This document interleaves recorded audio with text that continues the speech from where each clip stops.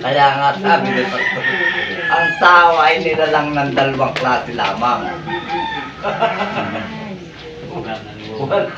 Walang tumbo, walang bakla.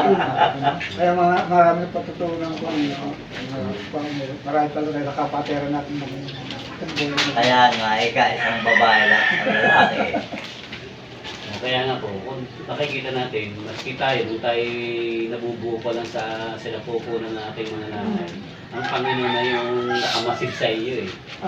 Siya na yung nagpoporong yung lahat ng iyong internal organs eh, pati yung mga balat, lahat ng detalye. Lahat ng detalye sa iyong katawan ay ng Panginoon. Maski nga daw yung bilang ng ating buhok, alam niya eh. Alam mo ba ang bilang ng buhok mo? Bilangin mo nga.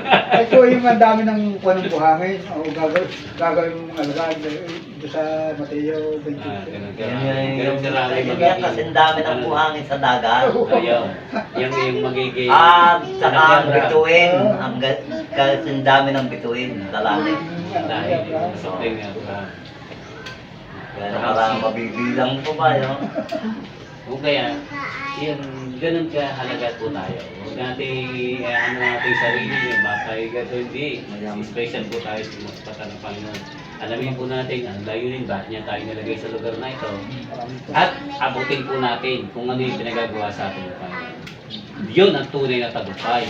Hindi yung magpayang. Hindi. Yun ang tunay. Kung ano yung plano ng Diyos sa atin. Yun ang tunay na sinasabing tagumpay. Hindi yung mayamang ka, marami kang sasakyan, marami kang pera. Hindi daw lang masama yung magpayaman ka basta nasa piling ka na. Ayun nga. Gamitin Kung gagamitin mo, ang yaman doon sa ikalulugod sa Ay kalulugod ng Panginoon. at ikadadami ng mga kaluluwa na maganda sa kanyang panahon. Naabot sa pagtatalaga. Siya rin ang magbibigay sa atin ng ating kalangan. Sabi nga, idadagdag mo. Yung prinsipyo yun. Ngayon, kung yumaman ka, nilob ng Panginoon, hindi gamitin mo yaman mo para yung mga tao masyadong maakay. Maabot sila. Gagamitin mo yung yaman sa pag-abot ko sa mga kaluluwa na Bilang instrumento, para yung mga tao pa ay madala sila sa Panginoon. Yun, gamit ng doon, yun ang gamit ng yaman. Hindi yung iipunin mo ng iipunin.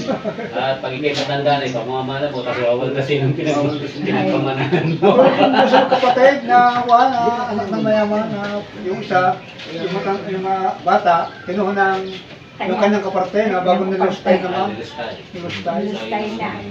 Babay yung maghirap, ibang malit. Bago nung siya nakatik yung ng kaning baboy, magaling pa, umuwi nila sa kapatid.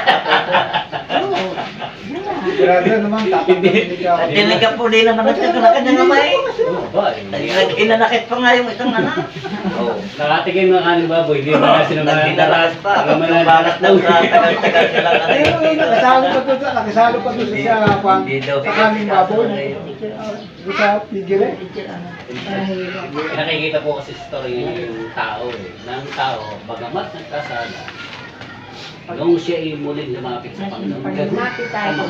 Tinanggap siya talaga ng buong buo. Niyapos ba siya? Niyapos tayo ng Panginoon ay nagkasala, umiwalay tayo sa Kanya. Nung tayo bumalik sa Kanya, tayo muling sumagita ng Panginoon Jesus. Niyakap niya tayo. Kahit gano'n tayo. Pinatawad pa sa lahat ng ating mga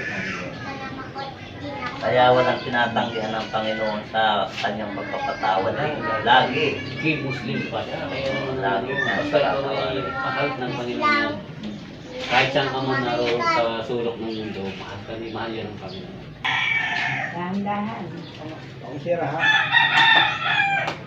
Yun daw po ang isang buto, halimbawa buto ng halaman, buto ng santol, halimbawa. Sa loob ng buto yan, nandun yung puno, magiging puno, di ba? Oo. Pag tinanim mo yan, magiging puno yan eh. Ibig sabihin, nakatadhana yung puno, nandun sa buto. Nandun lahat. Nandun na yan. Pati mga ugat, mga sanga, nandun lahat yun. Nandun na. Tayo man daw, sabi nga, tayo, ang plano ng Diyos sa atin, buo na. Para pumunta yun sila. Hindi yung hahanayin ko lang na, sabihin, yung plano ng Diyos sa atin, ay nakasulat na. Alam na. Kagaya ng butong yun. Naandun na sa loob na yun. Ang kailangan lang natin, tuklasin ko na yung plano ng Diyos at para matupad yung plano ng Diyos.